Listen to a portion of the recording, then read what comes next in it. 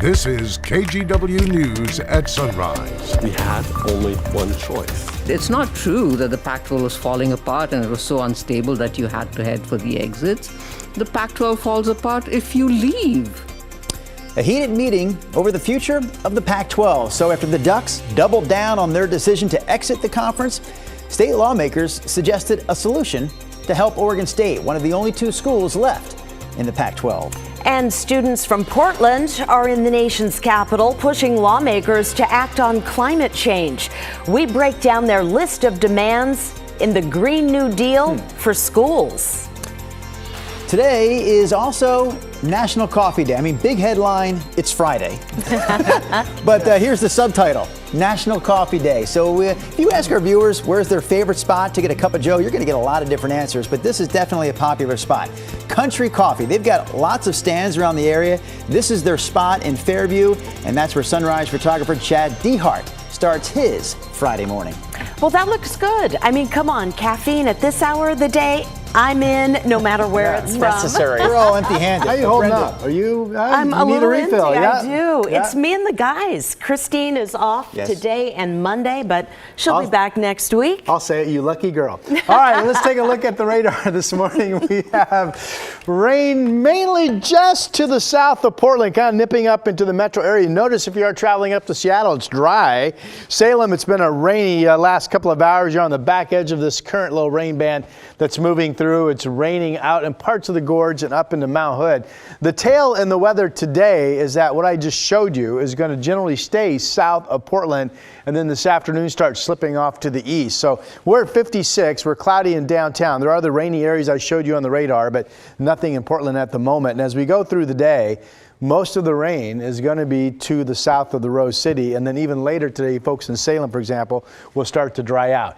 Temperatures are kind of be where they have been. We'll get up to about 65. The weekend still looks very nice. Here's Chris McGinnis. Looking forward to that. Rod, I had a dry drive in, and right now the live look at the Markham Bridge. Dry roads, right? This is southbound I-5. There's the top deck. That's the northbound part of the commute. For some perspective at home, this is right near OMSI. OMSI is right over there.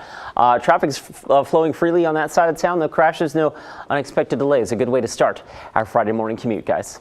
All right, thank you, Chris. Thank you, Rod. We do want to jump into our top story this half hour. So we now know this morning how Multnomah County leaders will spend the latest round of funding for homeless services. We're talking about a total of $60 million. Yeah, they just held a big vote, but not everybody's on board. We heard harsh criticism from some of the commissioners and from the community. Devin Haskins is here in studio with the details. Devin, they have been debating what to do with this money for months, and now we finally have an answer. Yeah, though the commissioners voted to approve this plan 4-1, not everyone on that panel was happy about it. One commissioner that voted for it said it felt cobbled together. Commissioner Sharon Myron, who voted against it, said it would be used for political gain. You'll hear from her in a minute. So what's in the plan? Well, let's give you an idea of where some of that money will go. Some of the biggest expenses include $16 million for the city of Portland's next two mass outdoor shelter sites. More than $6 million will be spent on a 24/7 stabilization center. That's where people can go in lieu of jail or the hospital. Another $6 million for recovery housing, and $8 million will help with rent assistance. Commissioners reached this decision after months of heated discussions and delays. Commissioner Sharon Myron, who voted against the plan, doesn't think the proposal is clear enough and that the money is going to the right places. Her response to the plan drew a strong rebuke from the county chair. I am disgusted by this proposal. And it will look good when they point to the list of the things they voted to invest in for their next political effort. But it will not change our systems. It will not move the dial. And so $60 million more will go down the drain. Commissioner Ryan, you are very out of line in impugning the motives of our partners, our staff, and the members of this board. All right, so the bulk of that $60+ million was from a housing tax. The rest were federal dollars. Metro collected way more than they anticipated. And there's more coming. Millions more are expected in November, also meant for homeless services. The county, though, does not know how much they'll get or where that money will be spent. Now, if you want to get a full breakdown of where that $62 million is going, just head to KGW.com. Drew? All right, Devin Haskins reporting live for us this morning. Our next story is about a wrongful death lawsuit against the Clark County Sheriff's Office that we now know is moving forward. The decision comes 3 years after deputies shot and killed Kevin Peterson Jr. during a drug sting. A federal judge denied a motion to dismiss the lawsuit yesterday. The family is suing the deputies who shot him, the sheriff, and the county. So Peterson was shot back in October of 2020 while running away from officers.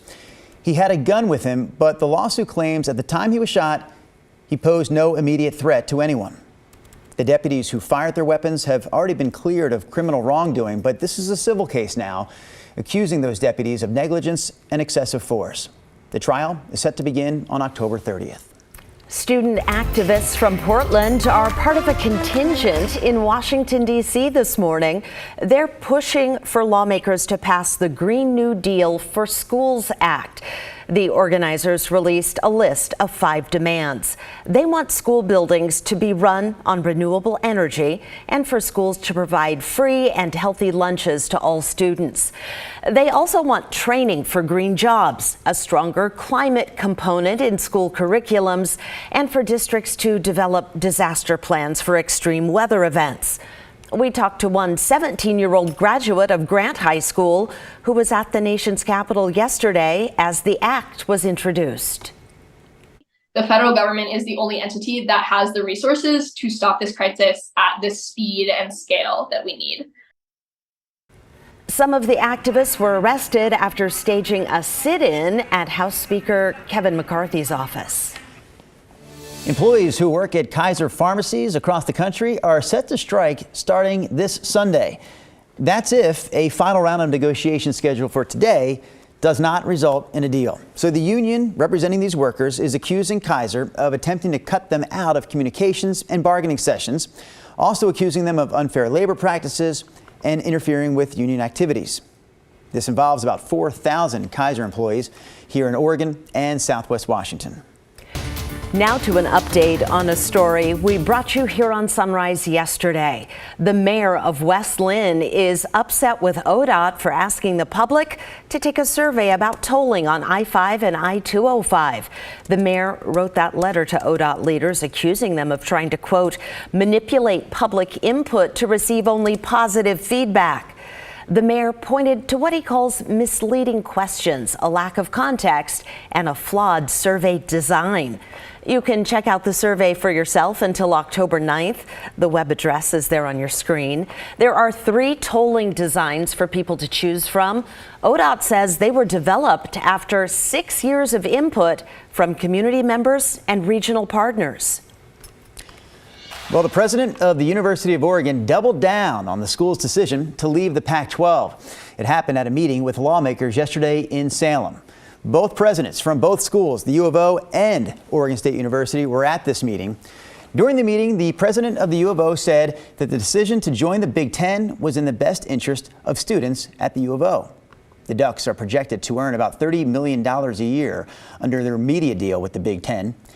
But Oregon State is left with uncertainty at this point and a $43 million deficit.